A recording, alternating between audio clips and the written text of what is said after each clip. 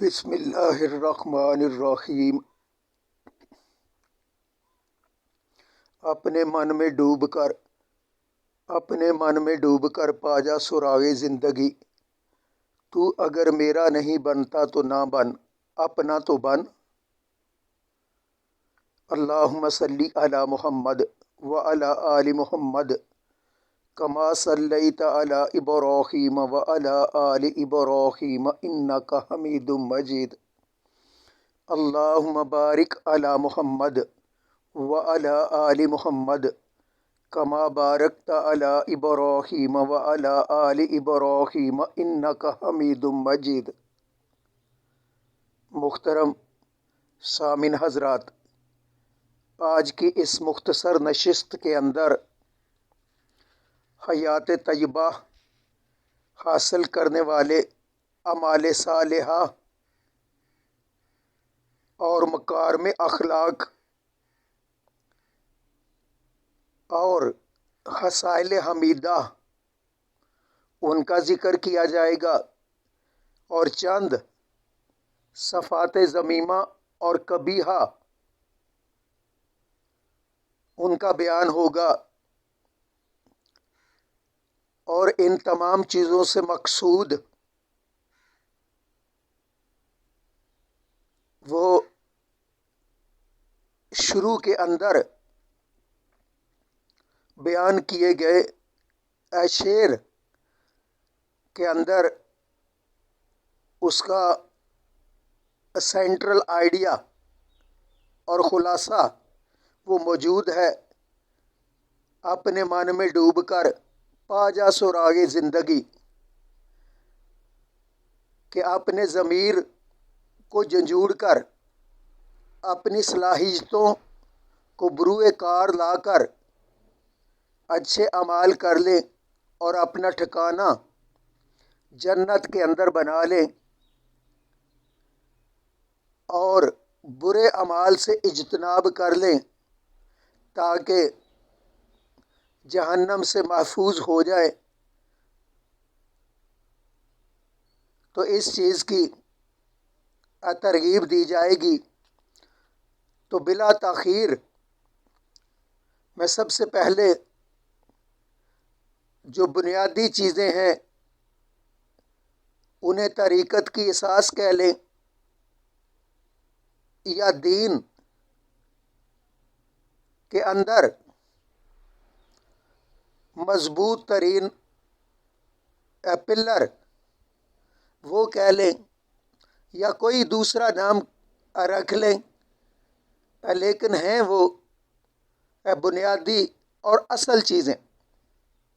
تو سب سے پہلے مجاہدہ، تو قرآن کریم کے اندر جہاد کے بارے میں، جد و جہد کرنے کے بارے میں کئی ایک مقام پر تذکرہ موجود ہے۔ وَجَاهِدُوا فِي سَبِيلِهِ لَعَلَّكُمْ تُفْلِحُونَ۔ وَجَاهِدُوا فِي اللَّهِ حَقَّ جِہَادِهِ، اللہ کی راہ میں جہاد کرو جیسا کہ جہاد کرنے کا حق ہے، اور کامیابی کا دار و مدار وہ جہاد کے اوپر اس آیت مبارکہ کی روشنی میں۔ تو اس کے بعد رب تعالیٰ پر توکل، بھروسہ، یقین، اللہ تعالیٰ کے اوپر توکل اختیار کرنے کا بھی قرآن کریم کے اندر کئی ایک مقامات پر تذکرہ موجود ہے۔ وَتَوَکَّلْ عَلَى اللَّهِ، اور اللہ پر توکل، بھروسہ، یقین کریں۔ تو اس کے بعد حسن سلوک، صبر و رضا، شکر، صدق، اخلاص، نرم عادات، الفت و مہربانی، شجاعت و بہادری، چشم پوشی، عیب کو چھپانا، دوسروں کی خطا سے درگزر کرنا، حلم و بردباری، بشارت، تواضع، انکساری، شفقت، برداشت، موافقت، احسان و مدارات، اثار و قربانی، خدمت، کرم، جواں مردی، مروت، دوستی، عفو، سخاوت، جود و کرم، وقار، کشادہ روی،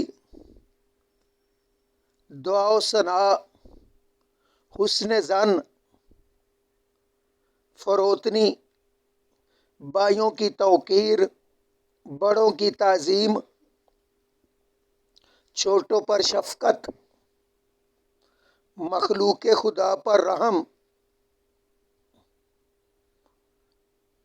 اتباع قرآن و سنت۔ تو یہ چند ایک حیات طیبہ حاصل کرنے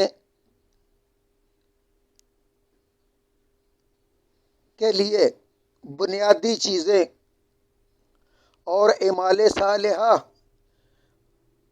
اور مکارم اخلاق اور خصائل حمیدہ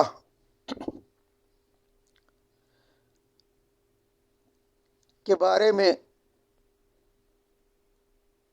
چند چیزیں، چند نیک کام جن کی وجہ سے رب تعالی بندے کا ٹھکانہ جنت کے اندر بناتے ہیں۔ قرآن کریم کے اندر ارشاد باری تعالی ہے،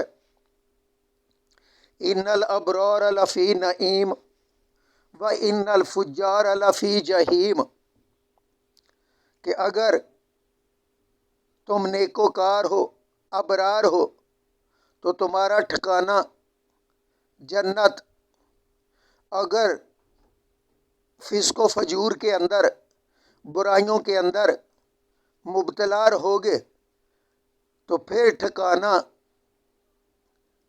جہنم کے اندر بنے گا۔ تو جہنم کے اندر پہنچانے والے چند برے اعمال، صفات ذمیمہ، صفات قبیحہ، ان کا بھی بیان کیا جاتا ہے تاکہ انسان ان سے اجتناب کرے، ان سے بچے۔ تو سب سے پہلے کفر و شرک، کیونکہ رب تعالیٰ کے ساتھ کسی بھی چیز کو شریک ٹھہرانا، چاہے وہ ذات کے اندر ہو، چاہے صفات کے اندر ہو، تو اس کا انجام جہنم۔ رب تعالیٰ کے احکامات، ان کا انکار کرنا، کفر کرنا، ان پر عمل پیرا نہ ہونا۔ تو رب تعالیٰ کے احکامات قرآن کریم کے اندر اور فرمان نبوی کے اندر موجود ہے۔ اللہ کے رسول نے جو بھی میسج دیے ہیں، جو بھی پیغامات اور خبریں امت تک پہنچائی ہیں، وہ رب تعالیٰ کے احکامات ہے۔ رب تعالیٰ ہی نے اللہ کے رسول کی طرف وحی کیے اور آپ نے امت تک انہیں پہنچایا تو وحی کی دو قسمیں، ایک قرآن کریم کی صورت میں اسے وحی جلی کہتے ہیں، اور دوسری وحی خفی کہ اللہ پاک نے اپنے رسول صلی اللہ علیہ وآلہ وسلم کے دل میں جو باتیں ڈالیں وہ بھی وحی ہی کا درجہ رکھتی ہے، اسے وحی خفی کہتے ہیں۔ تو حدیث پاک کے اندر جو فرمان موجود ہیں ان پر بھی عمل پیرا ہونا اسی طرح لازمی ہے جس طرح قرآن کریم کے اندر جو احکامات دیے گئے ہیں اس پر عمل پیرا ہوا جاتا ہے۔ تو یہ بنیادی چیز تھی کہ جو بھی انسان رب تعالیٰ سے کفر و شرک کرتا ہے تو اس کا ٹھکانہ جہنم۔ اب ہمیں اس موقعہ کے اوپر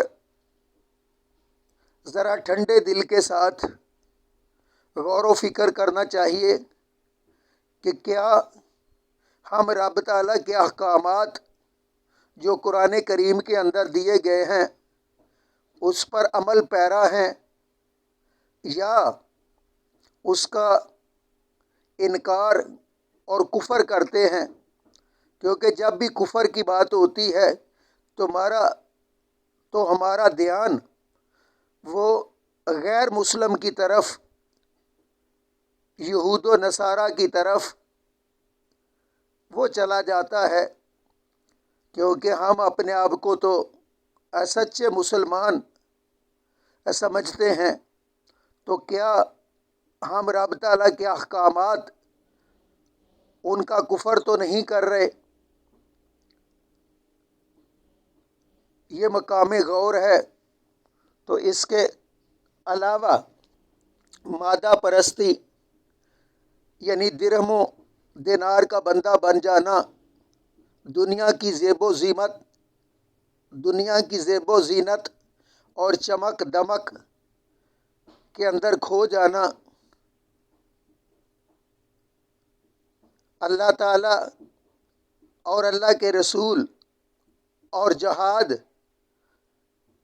کی محبت سے زیادہ دیگر چیزیں ان کے ساتھ محبت کرنا،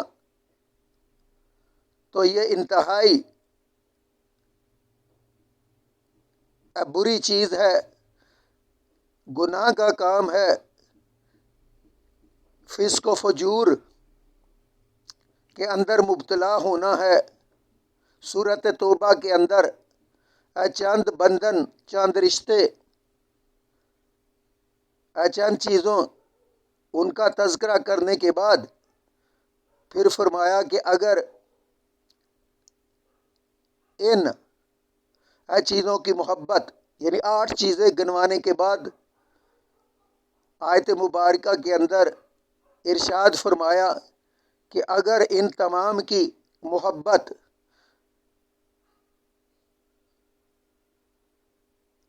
اللہ تعالیٰ اور اللہ کے رسول اور جہاد سے بڑھ گئی ہے تو پھر انتظار کرو، یعنی عذاب خداوندی کے اندر تم مبتلا ہوگے۔ تم نے فسق و فجور کی پیروی کی ہے،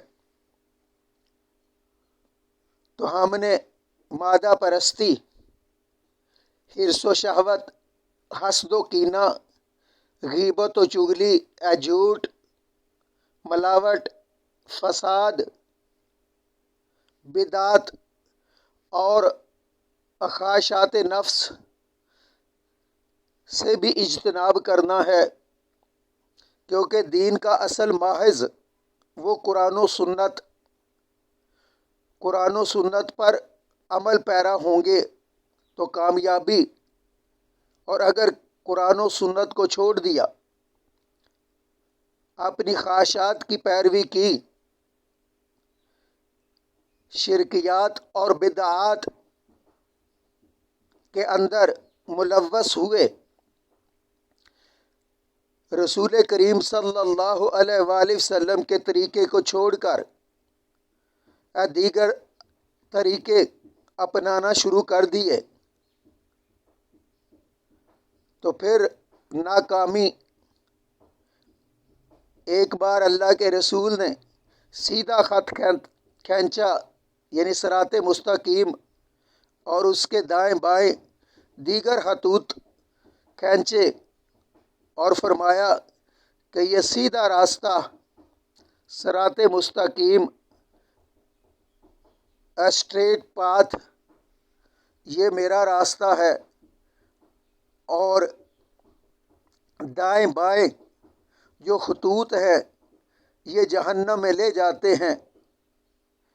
ان ہر خطوط کے اوپر شیطان بیٹھا ہوا ہے، وہ اپنی طرف بلاتا ہے۔ یہ تمام گفتگو تشریح اور تفہیم کے انداز میں کی جاتی ہے، نہ آیات مبارکہ کا لفظی ترجمہ اور نہ احادیث مبارکہ کا لفظی ترجمہ کیا جاتا ہے، بلکہ ترغیب اور وعظ و نصیحت کے انداز کے اندر یہ گفتگو کی جاتی ہے۔ تو ہم نے چغلی، غیبت اور جھوٹ جو نیکیوں کو بھی برباد کر دیتے ہیں، اچھے اعمال کا بھی ملیہ میٹ کر دیتے ہیں، ان سے اجتناب کرنا ہے۔ حدیث پاک کے الفاظ ہے، الصدق ینجی والکذب یہلک، سچ نجات دیتا ہے اور جھوٹ ہلاک کرتا ہے۔ تو آج معاشرے کے اندر کتنا جھوٹ بولا جاتا ہے، تو جھوٹ کا انجام پھر تباہی کے معاشرے کے اندر بہت سارا بگاڑ وہ پیدا ہو چکا ہے۔ معاشرے کے اندر قرآن و سنت کو چھوڑ کر اپنی خواہشات اور بدعات کی پیروی کی جاتی ہے۔ قرآن کریم کے اندر ارشاد باری تعالیٰ ہے، افرأیت من اتخذ الہہ ہواہ وأضلہ اللہ علی علم وختم علی سمعہ وقلبہ وجعل علی بصرہ غشاوہ فمن یہدیہ من بعد اللہ افلا تذکرون۔ کیا تم نے اس شخص کو نہیں دیکھا کہ جس نے اپنا معبود اپنی خواہشات کو بنا لیا ہے، اور اللہ نے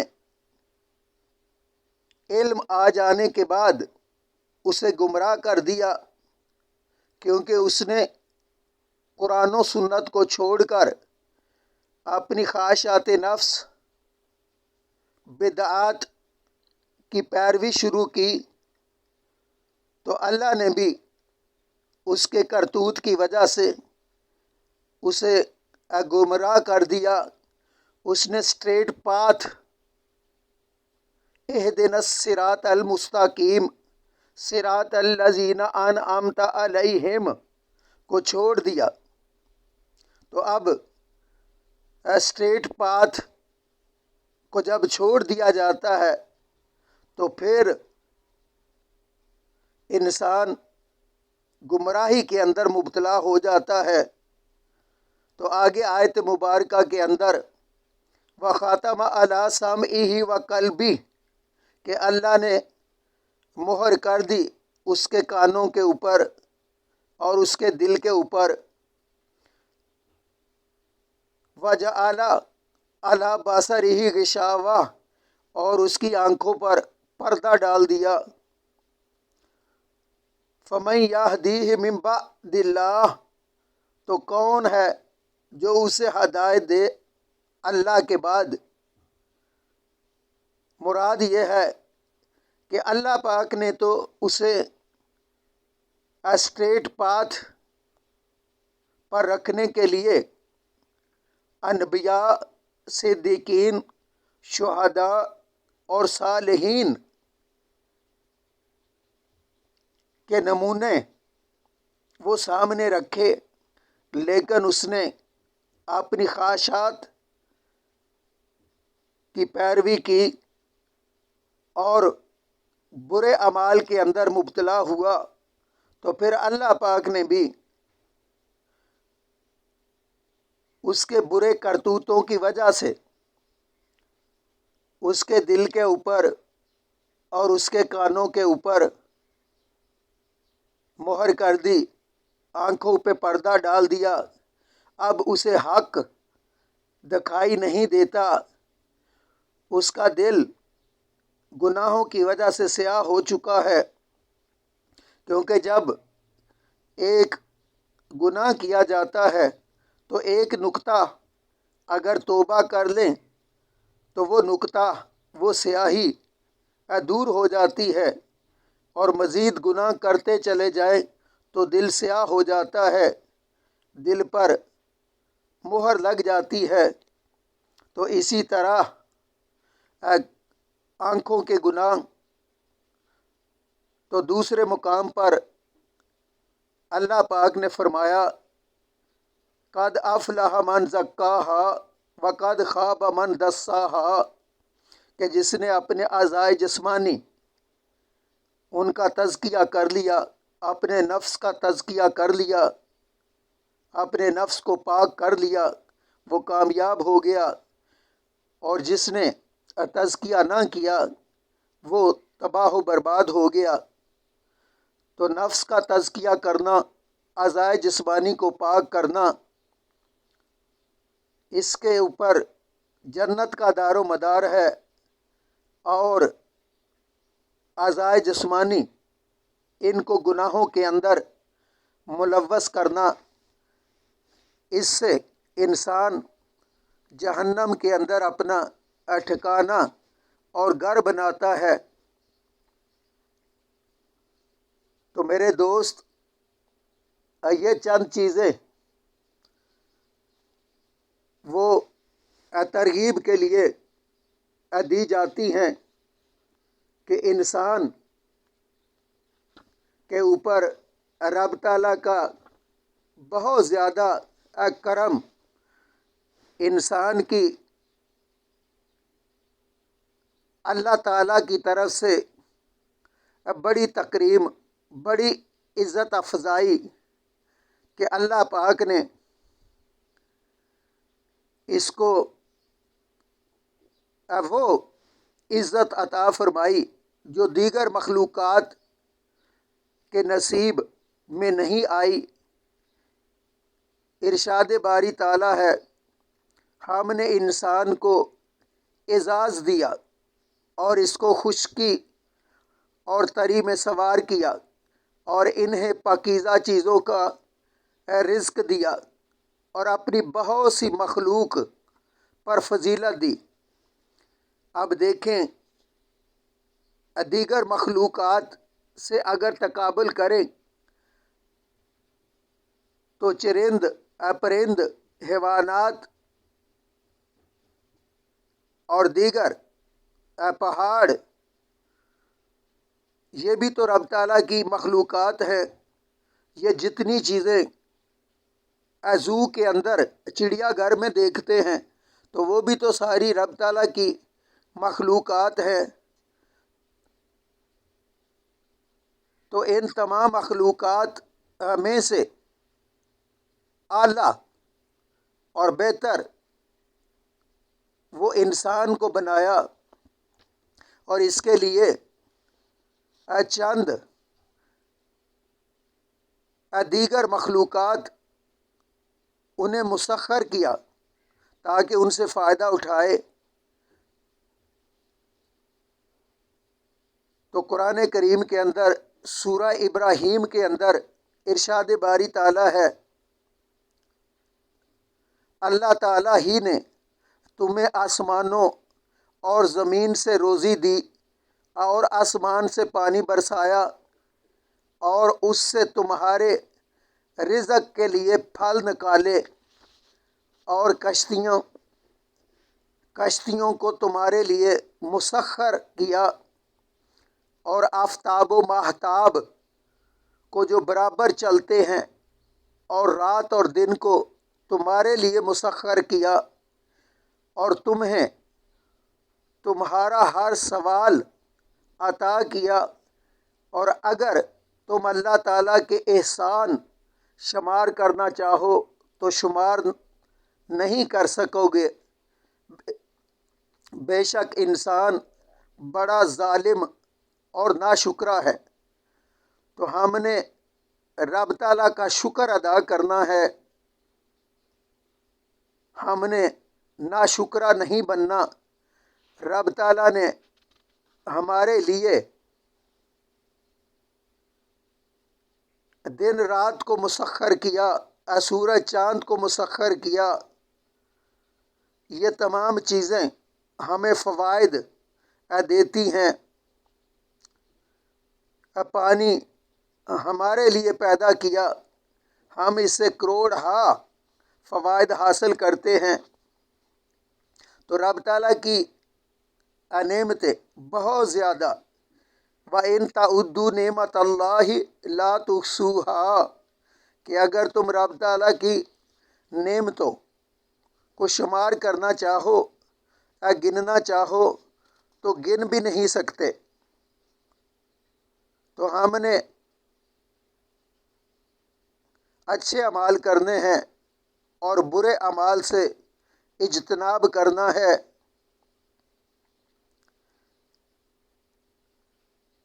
سورہ ملک کے اندر ارشاد باری تعالیٰ ہے، الا یعلم من خلق وہو اللطیف الخبیر، کیا وہی نہ جانے گا جس نے پیدا کیا ہے، حالانکہ وہ باریک بین باخبر ہے۔ تو انسان کو رب تعالیٰ نے تخلیق کیا اور اس کے ہر کام سے، چاہے چھوٹا ہے چاہے بڑا ہے، رب تعالیٰ واقف ہیں، باخبر ہیں۔ تو انسان کی اہم ذمہ داری ہے کہ جس مقصد کے لیے رب تعالیٰ نے اسے بھیجا ہے اسے پورا کرے۔ وَمَا خَلَقْتُ الْجِنَّ وَالْإِنسَ إِلَّا لِيَعْبُدُونِ، تو انسان کی تخلیق کا مقصد، غرض و غایت وہ عبادت ہے۔ تو عبادت کا لفظ اتنا جامع کہ اس کے اندر مکمل طور پر دین آ جاتا ہے۔ تو ہم نے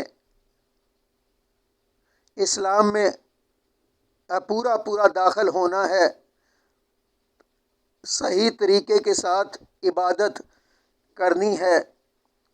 اخلاص عبادت کی بنیادی شرط ہے، اور جنت کا دار و مدار ایمان، عمل صالح اور رب تعالیٰ کی رحمت، کرم، فضل اگر انسان کے شامل حال ہو تو پھر یہ کمزور انسان بھی اچھے اعمال کر کے جنت میں پہنچ سکتا ہے۔ ویسے اس کی بنیادی صفات میں سے نا امیدی اور فخر، اسراف اور کمزوری، ظلم و ناشکری، لڑائی اور تکرار، جلد بازی یعنی عجلت، بخل و کنجوسی، جہالت و نادانی، بھول و نسیان، یہ اس کی کمزوریاں ہیں۔ یعنی انسان اپنی صفات کے آئینہ کے اندر تو اس کے اندر بے صبری، بے قراری بہت زیادہ پائی جاتی ہے، اور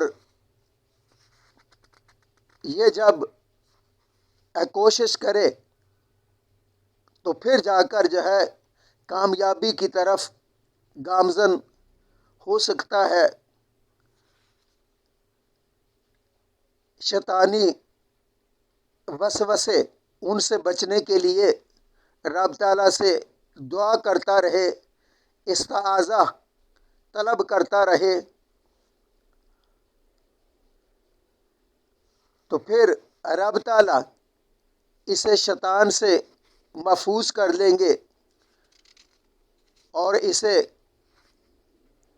ہر وہ کام جس میں اس کی بہتری، جس میں اس کی فلاح کا دار و مدار اس کی طرف مائل فرمائیں گے۔ تو ہم نے مومنوں کا راستہ اپنانا ہے، انبیاء، صدیقین، شہداء اور صالحین کے راستہ پر گامزن ہونا ہے، اور ان لوگوں کا راستہ نہیں اپنانا کہ جو رسول کی مخالفت کرتے ہیں اور مسلمانوں یعنی مومنین کے طریقے سے ہٹے ہوئے ہیں اور شرکیات اور بدعات کے اندر مائل ہیں، ان کے راستے سے اجتناب کرنا ہے۔ سورہ النساء کے اندر ارشاد باری تعالیٰ ہے، اور جو شخص ہدایت کے ظاہر ہونے کے بعد رسول کریم صلی اللہ علیہ وآلہ وسلم کی مخالفت کرے گا اور مسلمانوں کے راستے کے سوا کسی اور راستہ کی پیروی کرے گا، ہم اسے جدھر پھر رہا ہو پھیر دیں گے اور اسے جہنم میں داخل کریں گے، اور وہ بڑا برا ٹھکانہ ہے۔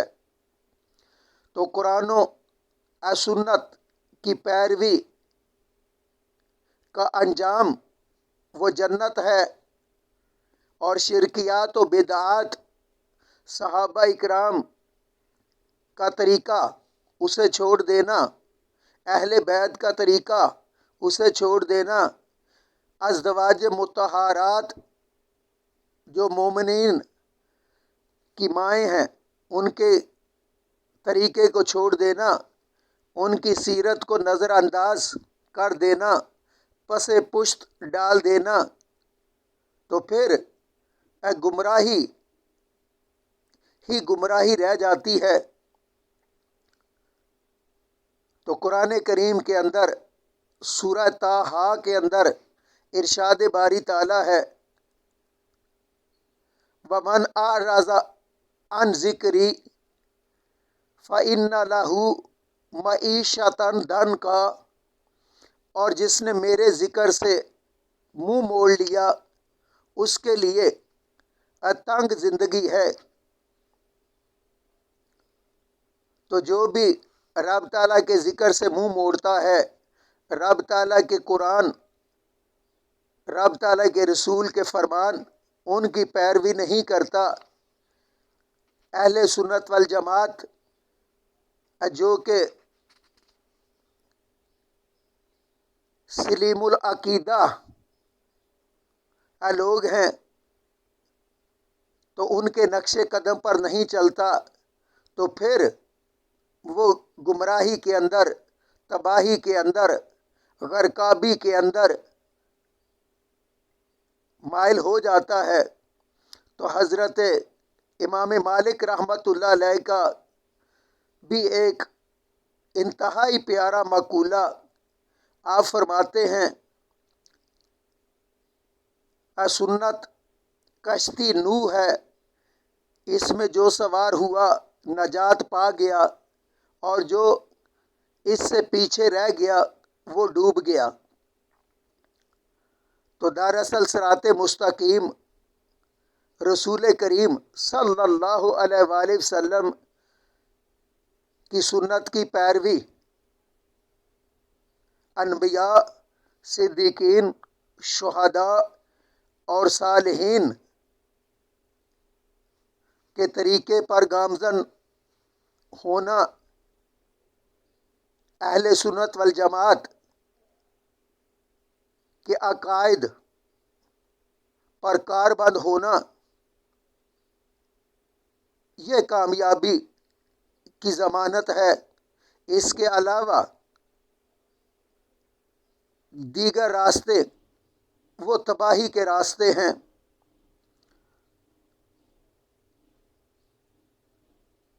سورۃ الانعام کے اندر ارشاد باری تعالیٰ ہے،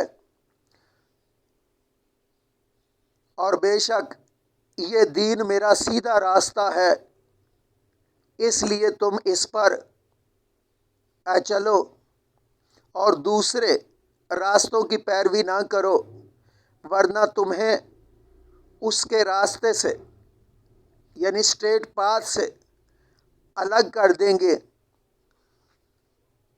تو نبی پاک صلی اللہ علیہ وآلہ وسلم کا طریقہ، آپ کی سنت، اسی میں کامیابی ہے۔ مولانا روم رحمۃ اللہ علیہ نے بھی انتہائی پیاری بات بیان کی ہے۔ فرماتے ہیں، نیست حجت قول و فعل ہیچ پیر، نیست حجت قول و فعل ہیچ پیر، امر حق و فعل احمد را بگیر۔ اور ایک اور مرد کامل، اس نے فرمایا، ہوتے ہوئے مصطفیٰ کی گفتار، ہوتے ہوئے مصطفیٰ کی گفتار، مت دیکھ کسی کا قول و کردار۔ کہ جب اللہ کے رسول کا فرمان تمہارے پاس موجود ہے تو پھر دیگر چیزیں اس کی ضرورت قطعاً نہیں رہتی۔ تم قرآن و سنت کی پیروی کرو۔ خود قرآن کریم کے اندر ارشاد باری تعالیٰ ہے، فَإِن تَنَازَعْتُمْ فِي شَيْءٍ فَرُدُّوهُ إِلَى اللَّهِ وَالرَّسُولِ، کہ جب کسی چیز کے اندر تمہارا اختلاف ہو تو اللہ اور اللہ کے رسول کی طرف لوٹا کر دیکھ لو، یعنی قرآن و سنت سے روشنی حاصل کرو، اس کے مطابق اس چیز کا فیصلہ وہ کر لو اور اس پر عمل پیرا ہو جاؤ۔ تو ہم نے قرآن و سنت کی پیروی کرنی ہے، اور پھر جا کر قبر کے سوالات، اس کے جوابات ہم دے لیں گے۔ اور اگر جوابات صحیح دیے تو پھر قبر کے اندر جنت کی کھڑکی کھل جاتی ہے۔ انسان کی قبر جنت کے باغوں میں سے باغ بنا دی جاتی ہے،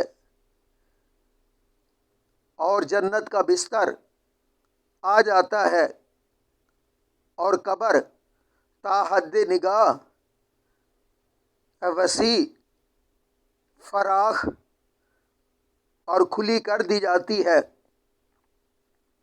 اور اگر انسان سوالوں کے جوابات نہیں دیتا تو پھر قبر کو بہت تنگ کر دیا جاتا ہے۔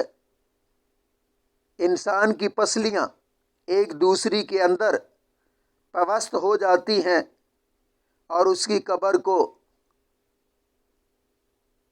جہنم کے گڑھوں میں سے ایک گڑھا بنا دیا جاتا ہے، اور اندھے بہرے فرشتے گرز لے کر آتے ہیں، قیامت تک اس کو مارتے رہیں گے، اور 70 یا 99 سانپ وہ مسلط کر دیے جاتے ہیں جو قیامت تک اسے ڈستے رہیں گے، اور اسی طرح دیگر عذاب وہ اسے دیے جاتے رہیں گے، اور قبر سے نکلنے کے بعد پھر دیگر مراحل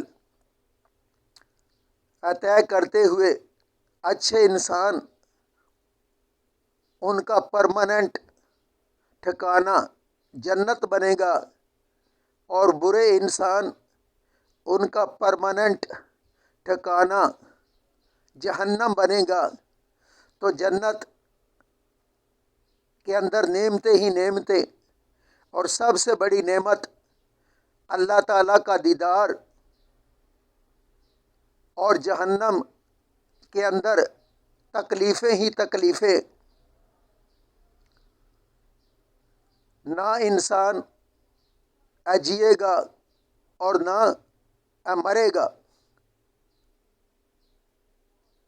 مراد کیا ہے کہ تکلیفیں ہی تکلیفیں برداشت کرے گا، مرنے کی آرزو تو کرے گا، لیکن موت وہ نہیں آئے گی، اس سے قبل موت کو بھی ذبح کر دیا جائے گا۔ تو موت کی آرزو کرنے کے اوپر موت کہاں سے آئے؟ تو ہم نے اچھی صفات وہ اپنے اندر پیدا کرنی ہے، اور بری صفات سے اجتناب کرنا ہے۔ تو اچھی صفات ان کا میں نے شروع کے اندر بھی تذکرہ کر دیا، اور یہ ساری کی ساری صفات میں نے قرآن و سنت سے ہی اخذ کی، اسی کی روشنی میں بیان کی، کیونکہ ہر صفت کے بارے میں قرآن میں یا فرمان رسول کے اندر اس کا بیان موجود ہے۔ مثال کے طور پر میں نے صبر کا تذکرہ کیا، تو قرآن کریم کے اندر ارشاد باری تعالی واللہ یحب الصابرین، بے شک اللہ صبر کرنے والوں کو دوست رکھتا ہے، انہیں پسند کرتا ہے، ان کے ساتھ محبت کرتا ہے۔ تو ہم یہ طریقت کی بنیادی صفت صبر ہے، اسے اپنے اندر پیدا کریں، اور اللہ تعالیٰ انصاف کرنے والوں کو پسند فرماتا ہے۔ ان اللہ یحب المقسطین، اللہ تعالیٰ توکل کرنے والوں کو پسند فرماتا ہے، ان سے محبت کرتا ہے۔ ان اللہ یحب المتوکلین، اللہ تعالیٰ محسنین کو پسند فرماتا ہے۔ ان اللہ یحب المحسنین، اللہ تعالیٰ توبہ کرنے والوں کو پسند فرماتا ہے، ان کے ساتھ محبت کرتا ہے۔ ان اللہ یحب التوابین۔ تو یہ چند ایک نمونے وہ اس لیے دوبارہ دہرائے گئے کہ یہ ساری باتیں قرآن و سنت ہی کی روشنی میں کی جاتی ہیں۔ فَإِنَّ اللَّهَ يُحِبُّ الْمُتَّقِينَ وَاللَّهُ يُحِبُّ الْمُتَطَہِّرِينَ، کہ اللہ پاک پرہیزگاروں سے محبت کرتے ہیں، اللہ پاک پاک صاف رہنے والوں سے محبت کرتے ہیں۔ تو ہم نے اپنے اعضاء جسمانی کو بھی پاک کرنا ہے، ہم نے اپنی زبان اور دیگر تمام پارٹس آف باڈی ان کو پاک صاف کرنا ہے۔ پھر اللہ پاک ہمیں پسند فرمائیں گے، اللہ پاک ہمارے ساتھ محبت کریں گے۔ تو جب انسان رسول کریم صلی اللہ علیہ وآلہ وسلم کی اتباع کرتا ہے تو اللہ پاک اسے پسند فرماتے ہیں۔ ارشاد باری تعالیٰ ہے، قل ان کنتم تحبون اللہ فاتبعونی یحببکم اللہ ویغفر لکم ذنوبکم واللہ غفور الرحیم۔ اے رسول، آپ فرما دے کہ اگر تم اللہ سے محبت کرتے ہو تو میری پیروی کرو، اللہ تم سے محبت کرے گا اور تمہارے گناہ معاف کر دے گا، اور اللہ غفور الرحیم ہے۔ تو ہم نے رسول کریم صلی اللہ علیہ وآلہ وسلم کی پیروی کرنی ہے۔ تو یہ باتیں تو وہی ہیں، بار بار دہرائی اس لیے جاتی ہیں کہ ذہن نشین ہو جائے اور انسان اللہ تعالیٰ کی پسندیدہ چیزوں کو اپنائے اور ناپسندیدہ چیزوں سے اجتناب کرے۔ تو اللہ پاک زیادتی کرنے والوں کو پسند نہیں کرتے، اسراف کرنے والوں کو پسند نہیں کرتے، فساد کرنے والوں کو پسند نہیں کرتے، ظلم کرنے والے، کفر کرنے والے اور خائن ناشکر انسان ان کو پسند نہیں کرتے۔ اترانے والے اور فخر کرنے والے، خیانت کرنے والے، وہ ناپسندیدہ انسان ہیں۔ اللہ پاک ان کے ساتھ محبت نہیں کرتے، پیار نہیں کرتے، انہیں پسند نہیں کرتے۔ تو ہمیں ہر وہ کام کرنا ہے جس سے رب تعالیٰ ہمیں پسند فرمائے۔ تو آج کل اسراف وہ بہت زیادہ کیا جاتا ہے، جس بھی صفت کی بات کرے تو انسان افراط و تفریط کا شکار ہے، برائیوں کے اندر اتنا زیادہ ملوث ہے کہ انسان کس کس برائی کا تذکرہ کرے۔ تو حضرت زید بن ارقم رضی اللہ تعالیٰ عنہ حضور صلی اللہ علیہ وآلہ وسلم سے نقل کرتے ہیں، جو شخص اخلاص کے ساتھ لا الہ الا اللہ کہے وہ جنت میں داخل ہوگا۔ کسی نے پوچھا کہ کلمہ کے اخلاص کی علامت کیا ہے؟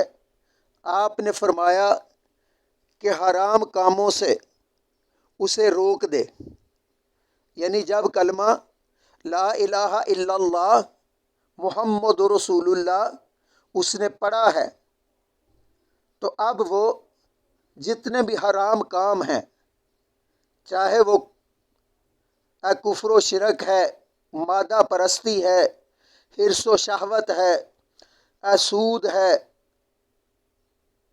بغض و حسد ہے، کینہ و عناد ہے، نفاق، غیبت، چغلی، ملاوٹ، چوری، ڈکیتی، فساد، جادو، بدشگونی، بدعت، حرام خوری، رشوت، فحاشی عریانی، شراب نوشی، زناکاری، لواطت، جوا، تہمت، ظلم، جھوٹ، ریا، عجب، عہد شکنی، عیب جوئی، خود ستائی، تکبر، غرور، کتمان حق، دو رخا پن،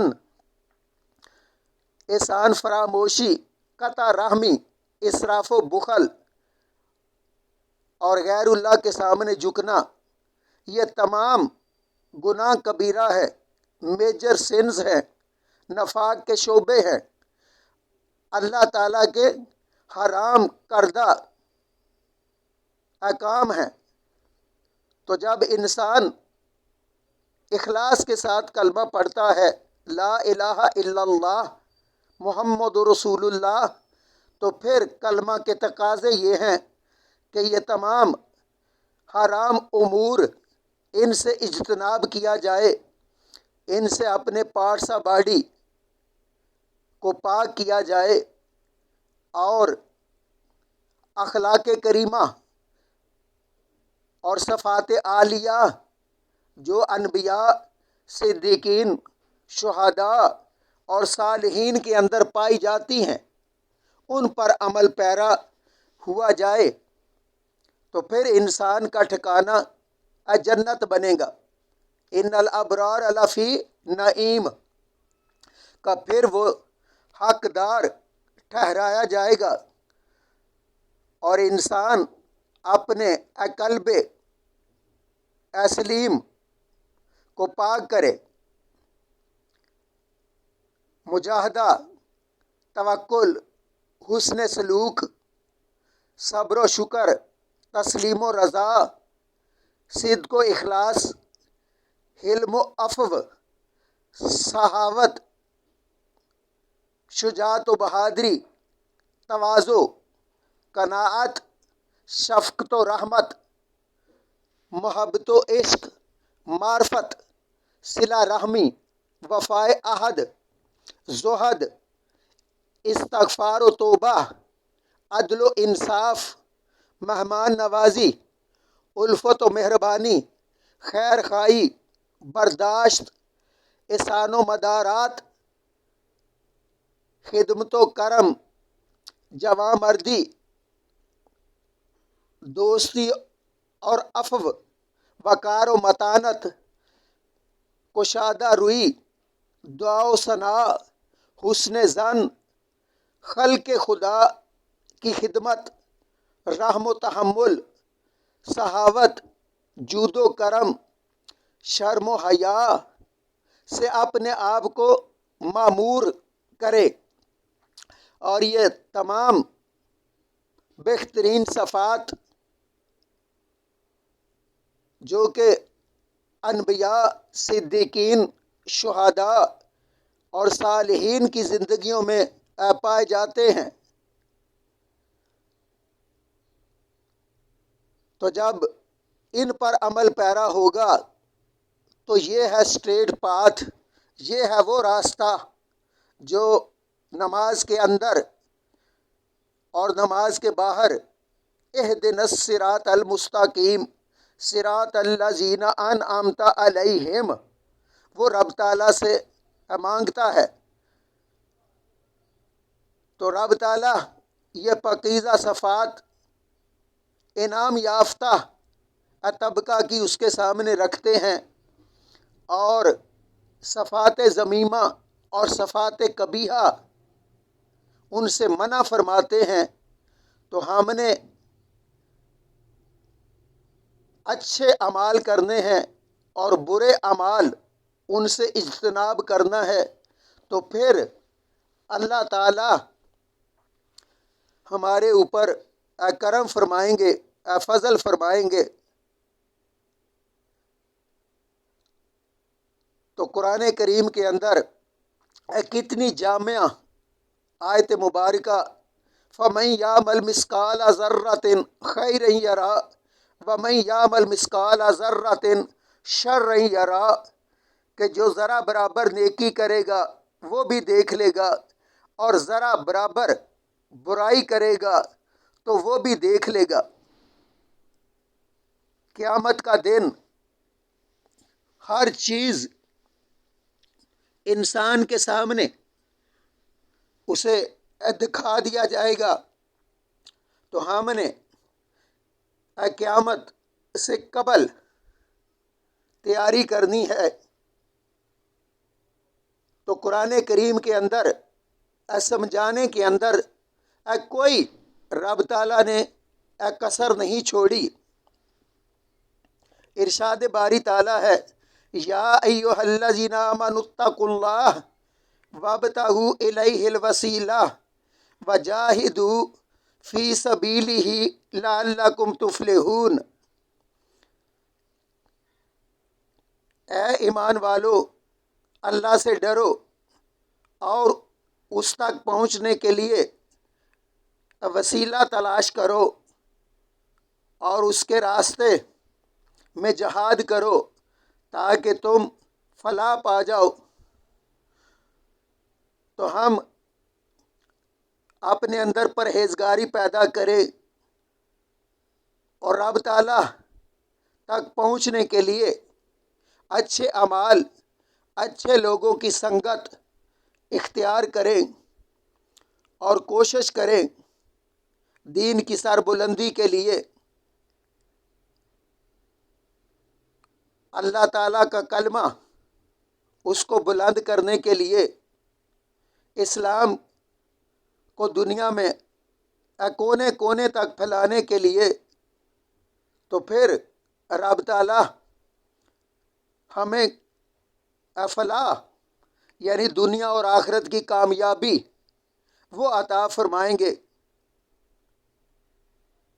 تو جو اچھے انسان ہیں ان سے اچھے اعمال رب تعالیٰ کی توفیق سے نکلتے ہیں، اور جو برے انسان ہیں ان سے پھر برے اعمال ہی نکلتے ہیں۔ تو ہم نے رب تعالیٰ سے توفیق طلب کرنی ہے کہ ہم سے اچھے اعمال نکلے۔ تو قیامت کا دن انتہائی سخت دن۔